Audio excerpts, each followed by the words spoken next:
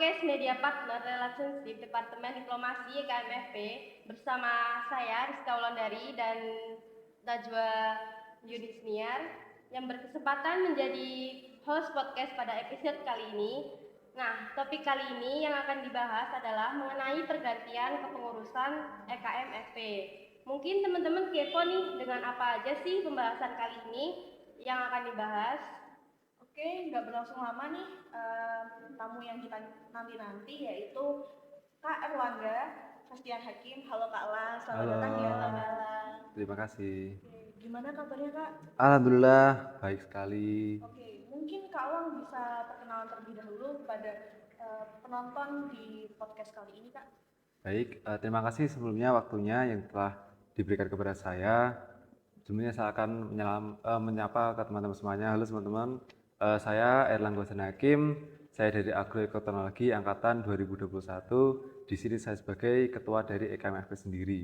Di mana saya sebagai ketua dan mungkin teman-teman sudah pada tahu dan salam kenal semuanya. Oke, langsung saja masuk ke pertanyaan yang pertama. Kalau boleh tahu nih Kak, apa saja sih kesibukan yang selama ini Kakak lakukan? Kesibukan saat ini ketika saya menjabat ya, itu ya mungkin saya diwajibkan dengan kuliah, terus juga mungkin kegiatan yang lain, organisasi, terutama KMFP sendiri, dan mungkin ada kegiatan-kegiatan lain yang di luar organisasi, seperti ya kita tahu kita kan kadang capek kuliah, jadi ya refreshing, keliling juga, jadi itu juga menurut saya itu sebuah kewajiban gitu loh, sebuah kegiatan, jadi nggak melulu kita tuh fokus kuliah, jadi kita nanti jatuhnya nanti stres gitu, jadi itu mengimbangi lah begitu. Jadi Kak Lang juga mancing gitu. Ya kadang gitu, layaknya semester 5 lah gitu. Iya, semester 5 mancing ya. Oke. Untuk pertanyaan selanjutnya ini, kita kan tahu Kak Lang menjabat sebagai ketua EKMFP ini. Iya. Nah, gimana sih rasanya jadi ketua EKMFP? Boleh diceritain sedikit nih susah senengnya tuh bagaimana dan cara Kak Lang nanggepin tantangan terbesar selama menjabat jadi ketua itu kayak gimana? Baik, kalau ditanya tantangan terus apa ya, rintangan yang ada itu sebenarnya menurut saya loh, itu nggak terlalu banyak untuk tahun ini. Tapi di awal periode, di awal istilahnya pergantian kepengurusan tahun kemarin, itu memang PSDKO ini pada masa katakanlah kalau gunung itu gunungnya meletus gitu. Jadi benar-benar yang tadinya daratan landai jadi miring dan benar-benar itu kisruh. Jadi awal kepengurusan itu memang saking susahnya mencari staf itu apa ya, perlu komunikasi yang intens dengan orang-orang yang memang katakanlah berkompeten, dan orang-orang berkompeten di EKMFP sebelumnya itu sampai-sampai nggak ada yang mau lagi gitu. Jadi itu memang benar-benar iya itu untuk merekrut katakanlah orang yang masuk EKMFP itu susah banget untuk awal-awal. Tapi dilihat setahun yang sudah terlaksana ini, saya lihat memang orang-orang yang berpotensi dan memang udah istilahnya gunungnya udah selesai, nggak meletus lagi gitu. Nah, mungkin pertanyaan selanjutnya nih dari Kak Alang sendiri, ada nggak nih pengalaman lain selain menjadi ketua EKMFP? Oke, kalau pengalaman lain di luar kampus itu saya juga mengikuti yang namanya Senyum Desa Kediri. Senyum Desa Kediri itu adalah volunteer ataupun sukarelawan untuk warga Kediri, di mana itu memiliki pandangan di mana kita itu manusia harus membantu sama manusia gitu. Dan ketika adapun mungkin bencana, adapun kisruhnya di Kediri itu Senyum Desa Kediri ini itu salah satu pelopor untuk membantu gitu. Tapi itu dari kegiatan organisasi itu boleh semuanya dari kalangan semuanya itu boleh ikut kan? Boleh ikut. Saya kan bukan orang asli Kediri, tapi saya boleh masuk ke sana dengan catatan yang mungkin mengikuti regulasi organisasi tersebut, terus juga mengikuti ya open recruitment seperti biasa gitu. Dan itu pun sudah berjalan mungkin sekitar 1,5 tahun. Tapi saya jarang nge-publish karena memang saya juga tidak terlalu fokuskan ke situ karena saya sementara menjabat sebagai ketua gitu. Nah, untuk pertanyaan selanjutnya nih, apa sih yang membuat Kak Lang tuh tertarik dan aktif di dalam organisasi. Apalagi nih Kak Alang kan menjabat sebagai ketua FMFP. Nah contohnya tuh mungkin dari pasca waktu sekolah ataupun SMP Oh, atau gitu. SMA gitu. Ya, ya. Eh, Katakanlah gini, saya itu memiliki keluarga yang aktif di organisasi, di mana ayah saya, om saya, kakek saya itu aktif di organisasi, mungkin ya katakanlah partai politik, terus juga organisasi kepemudaan, itu saya di rumah juga aktif, seperti katakanlah IPPNU, terus juga OSIS, dan ketika masa sekolah juga saya alhamdulillah dijabat dari SMP itu ketua OSIS SMP dan SMA juga ketua OSIS SMA. Jadi mungkin karena eh apa ya, ada darah gen dari keluarga juga, jadi membawa saya untuk lebih terpacu gitu. Dan organisasi itu menurut saya juga walaupun katakanlah capek iya, terus juga memakan tenaga, memakan biaya, tapi saya fun di situ. Jadi nggak ada rasa tertekan bagi saya untuk meninggalkan organisasi tersebut. Jadi dengan saya menjadi ketua juga saya tidak merasa terbebani begitu. Malah saya senang begitu. Lihat teman-teman yang lain akrab, teman-teman lain tadinya nggak kenal jadi kenal karena mungkin saya mengenalkan mereka. Jadi itu sebuah apakah price pride dari sebuah ketua begitu. Oke, jadi Kak Alang ini pasti MBTI-nya extrovert. Iya kan? Ya kalau itu kadang juga pengen sendiri, nggak cuman pengen ketemu teman terus ketemu orang terus enggak. Jadi ya mungkin ya seperti itulah, nggak tahu gitu. Oke, wah jadi pengalaman dari Kak Alang ini banyak juga ya teman-teman. Nah, dengerin dari cerita Kak Alang ini, yang selama ini menjabat sebagai ketua EKMF itu, kita jadi kepo nggak sih apa aja yang didapatkan selama jadi ketua EKMF itu selama ini? Yang didapatkan jadi ketua itu ya, yang pertama pasti relasi.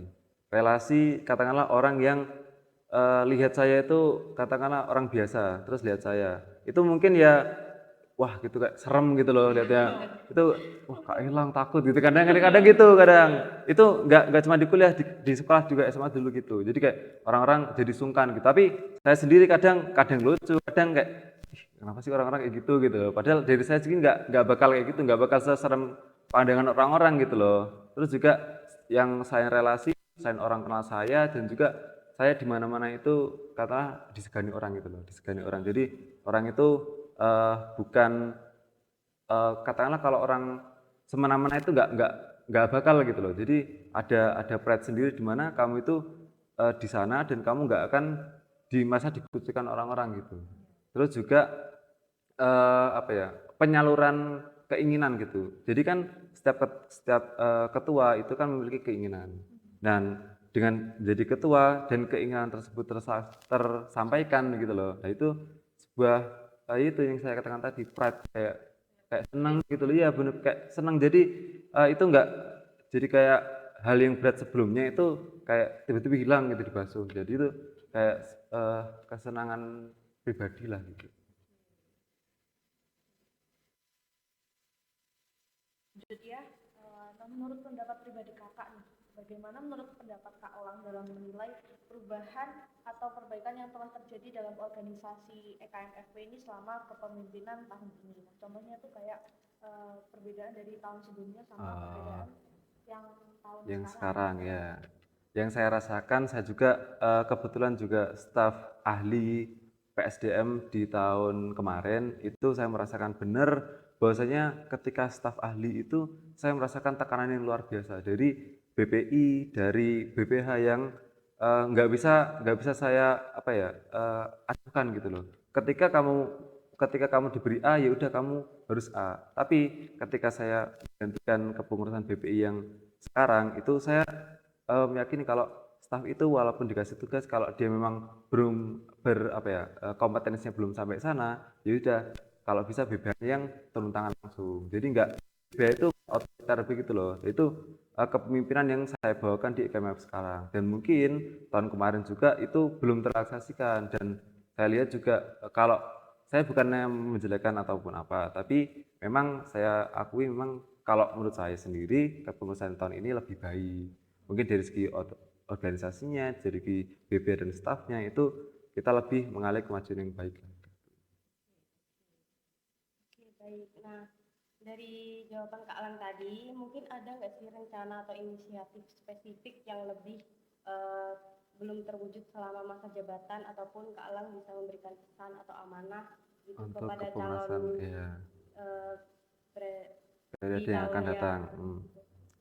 Kalau yang belum tersampaikan itu menurut saya ini ada yang namanya proker saya, di mana proker tersebut mengikutkan seluruh mahasiswa pertanian untuk menanam tanaman gitu. Itu namanya Ajang Sanatani, di mana Ajang Sanatani itu saya harapkan bisa menumbuhkan keinginan mahasiswa pertanian itu untuk mencintai alam gitu. Itu proker yang saya udah buat dengan departemen yang ada di EKMFP, cuman ada mungkin beberapa halangan jadi belum bisa terrealisasikan, dan mungkin kegiatan itu bisa diambil alih untuk kepengurusan yang akan datang dan ya diadakan begitu. Soalnya apa? Saya lihat keinginan masuk pertanian di sini mungkin 1% cuma untuk kuliah. Jadi untuk mengetahui alam, untuk mengetahui tanaman, keinginan tanaman itu apa, itu masih kurang. Jadi dengan adanya Ajang Sanatani itu kita lebih tahu alam juga, kita juga ada rasa kepekaan ke alam begitu.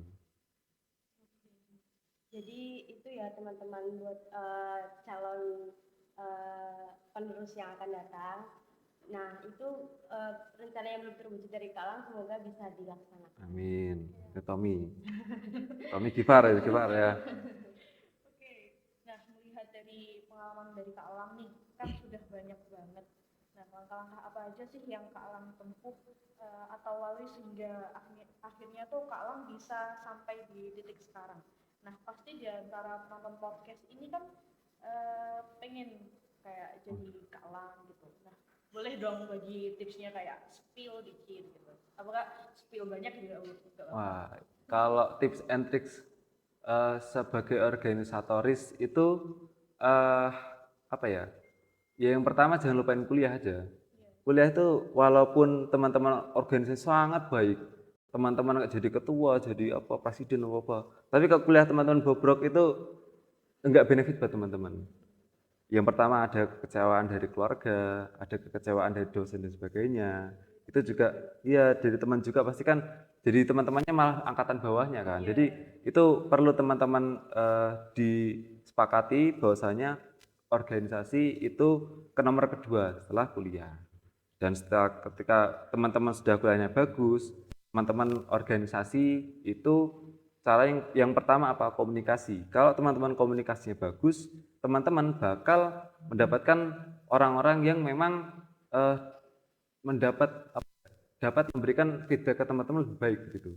Katakanlah kalau dia itu mempunyai visi yang A, teman-teman memiliki visi yang B, itu bisa menyatukan gitu kalau komunikasi teman-teman baik. Ketika teman-teman komunikasinya buruk, ya sudah teman-teman nggak akan dapat feedback dari omongan ketika berbicara dengan orang, berbicara dengan senior dan junior, itu teman-teman perlu diajari lagi. Yang pertama itu komunikasi itu. Jadi nggak muluk-muluk soal kayak ambisi, terus juga teman-teman pengen prestasi dan sebagainya, itu nomor sekian. Yang pertama ketika komunikasi teman-teman baik, itulah kunci dari teman-teman mendapatkan apa yang ingin teman-teman dapat gitu. Jadi dari disimpulkan bahwa kuliah tuh nomor satu ya. Betul. Oke. Harus. Jangan menyepelekan kuliah pokoknya. Oke. Nah, ini mungkin pertanyaan yang paling umum ya, Kak. Nah, jadi tuh yang biasanya sering ditanyakan mahasiswa ini ya pada yang mahasiswa pura-pura. Nah, cara Kakak ini bagi waktunya pada kegiatan organisasi sama perkuliahan tuh gimana sih, Kak? Oke, cara bagi waktu organisasi dan kuliah ya. Jadi kalau kuliah itu kan memang sudah terjadwal ketika Senin, Selasa, Jumat, Rabu, Kamis, Sabtu, Minggu ketika ada praktikum itu ya teman-teman sudah meng-schedule, katakanlah sudah merencanakan gitu loh. Jadi nggak tiba-tiba teman-teman Sabtu ada rapat, terus juga ketika itu juga ada praktikum. Itu katakanlah memang apa ya, teman-teman perlu latih lagi. Dan gini, saya punya komitmen gini, ketika teman-teman mengikuti organisasi, itu teman-teman sudah siap tantangan ketika rapat katakanlah, ketika prokeran katakanlah gitu, itu walaupun teman-teman ada tugas di kuliah, tapi kalau bisa bawalah tugas itu ketika teman-teman rapat. Jadi apa ya? eh, Manajemen organisasi, manajemen waktu itu bukan serta-merta teman-teman meninggalkan rapat untuk mengerjakan tugas. Jadi kerjakanlah tugas ketika teman-teman rapat. Jadi dua hal itu tetap berjalan dan teman-teman bisa manage dengan baik. Bukan ketika teman-teman, aku pengen manajemen waktu yang baik, meninggalkan rapat, mengerjakan tugas, terus ikut rapat ketika rapat itu sudah katakanlah udah mau selesai. Enggak begitu. Manajemen waktu yang baik itu ketika teman-teman ada tugas, itu teman-teman menyelesaikan tugas dan rapat itu tersebut. Jadi bukan meninggalkan salah satu. Manajemen yang baik itu menyelesaikan semuanya dengan waktu yang ada gitu. Itu manajemen waktu yang mungkin teman-teman perlu latih lagi. Oke. Jadi begitu ya teman-teman, kalau ada yang ingin ikut organisasi terus bingung caranya bagaimana membagi waktunya. Nah, itu tadi yang udah disebutin dari Kak Elang. Iya, itu penting itu. Nah, mungkin dari ini menurut Kak Lang nih, mungkin ada nasihat gak sih ataupun pesan yang ingin disampaikan untuk teman-teman yang lagi nonton ataupun mahasiswa PSDKU Kediri. Nah, mungkin bisa saran untuk perkuliahan ataupun organisasi, sebaiknya tuh mereka harus ngapain aja selama perkuliahan. Oke. Kalau saran ya, mungkin saya juga katakanlah bukan mahasiswa yang memang benar-benar valid mengatakan hal ini, tapi saya punya sedikit saran juga untuk teman-teman, di mana ketika teman-teman ikut organisasi dan kuliah, itu pastikanlah ketika organisasi teman-teman mendapat benefit dan pastikanlah kuliah teman-teman tidak ketinggalan. Jadi bukan serta-merta teman-teman ikut organisasi itu teman-teman ya udah ikut organisasi, ketika rapat datang rapat, ketika nggak ada rapat ya udah selesai, nggak ada waktu gitu. Jadi ketika organisasi itu teman-teman masuk, itu kalau bisa teman-teman mencari celah di mana teman-teman mendapatkan benefit dari organisasi tersebut. Contohnya seperti mungkin relasi yang saya katakan tadi, teman-teman melatih komunikasi teman-teman, terus juga manajemen waktu yang saya sampaikan tadi. Jadi bukan serta-merta teman-teman ikut organisasi, wah karena aku pengen katakanlah sertif, pengen nambah-nambah CV, pengen internal apa-apalah, itu nomor sekian. Itu bahkan paling bawah. Ketika teman-teman masuk organisasi, benefit yang paling banyak itu komunikasi, melatih komunikasi dan memperbanyak mengembangkan relasi gitu. Ketika teman-teman membutuhkan seseorang tersebut ada di organisasi tersebut dan teman-teman tahu ketika teman A gitu, beda dari jurusan teman-teman, katakanlah teman-teman agro, terus beliau agri gitu. Teman-teman yang kalau kuliah doang itu nggak bakal kenal dia, ketika teman-teman organisasi kenal dia dan dia jago katakanlah edit, teman bisa komunikasi dengan dia untuk katakanlah membantu gitu loh. Kayak iya, jadi ajari aku dong untuk ngedit, ajari aku dong untuk katakanlah tag foto atau sebagainya. Itu benefit dari organisasi. Jadi bukan serta-merta untuk teman-teman masuk, aku nanti masuk doang nanti dapetin CV udah selesai. Enggak begitu. Menurut saya kurang aja gitu. Oke, jadi kuliah itu juga penting ya teman-teman, dan Betul. juga organisasi juga penting. Sama nambah soft skill Ya, sih. Itu. Tuh, paling penting banget. Soalnya tuh bakal dibutuhin di Setelah kuliah nanti ya. Saat kerja ini. Iya, kerja. Oke, ini mungkin pertanyaan terakhir ya Kak. Apa sih kesan Kak Elang selama menjabat jadi ketua EKMFP dan yang mana sebentar lagi kan akan mengakhiri masa jabatannya. Ya, alhamdulillah. Nah, dan apa sih pesan yang ingin disampaikan Kak Elang untuk ketua dan wakil atau pengurus EKMFP periode berikutnya? Pesan dan yang akan saya sampaikan ke pengurusan yang akan datang, yang pertama saya ucapkan terima kasih dulu. Saya ucapkan terima kasih bahwasanya teman-teman mungkin yang BPH maupun pengurus inti yang akan menjabat itu staf saya ucapkan terima kasih dan saya ucapkan maaf dulu apabila ketika saya menjabat itu dirasa teman-teman kurang baik, kalimat saya kurang etis dan sebagainya. Saya mengucapkan maaf sebesar-besarnya. Dan juga EKMFP ini teman-teman yang akan membawai.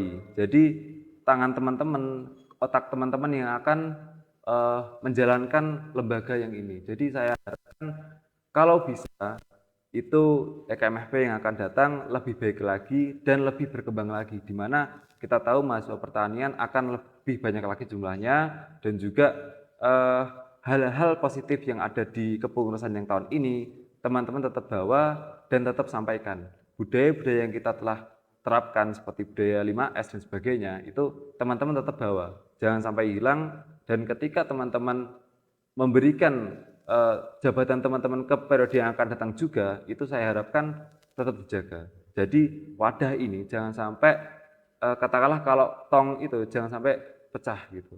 Kita tetap isi dengan air terus menerus, jangan sampai tong itu kosong. Gitu deh. Oke, mungkin ada nggak sih Kak kesan dan pesan untuk Departemen Diplomasi dan untuk khususnya tuh untuk acara podcast Media Partner Relationship ini?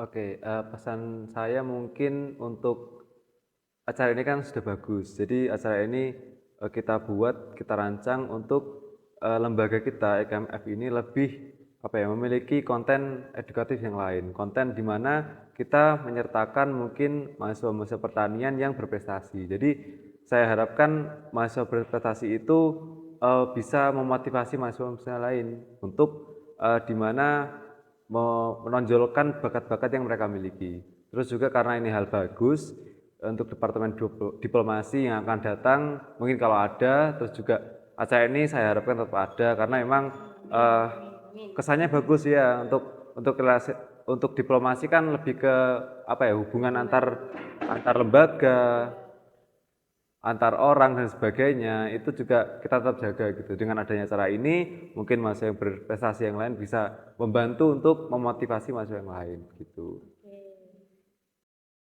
Semoga informasi yang kita berikan bermanfaat bagi teman-teman semua.